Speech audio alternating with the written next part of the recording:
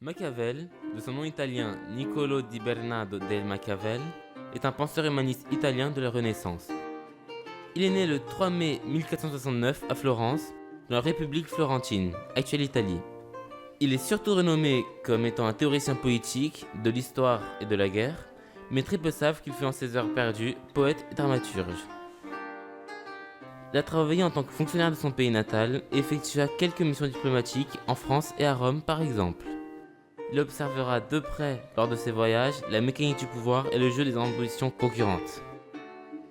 Il écrira 3 œuvres principales: L'art de la guerre, en 1519, Discours sur la décade de Tite-Live, en 1531, et Le Prince, en 1532. Il a profondément marqué la philosophie politique avec son idée humaniste, incongrue pour l'époque, de séparer la politique morale et la religion. Ses idées étaient influencées par Aristote, Tite-Live, César Borgia et Lucrèce. Machiavel, à la fin du régime républicain et au retour des Médicis à Florence, sera soupçonné de conspiration, emprisonné, torturé et finalement banni de Florence en l'an 1513.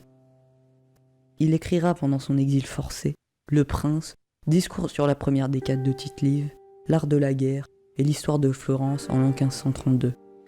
Dans Le Prince, il retrouvera ses idéaux humanistes, puisqu'il affirmera que la première grande condition d'existence de toute république est que les gouvernants doivent faire preuve de vertu humaniste, de sagesse, de modération, d'équité et de grandeur d'âme. Étant humaniste, il défendra aussi l'idéal d'unité et de stabilité.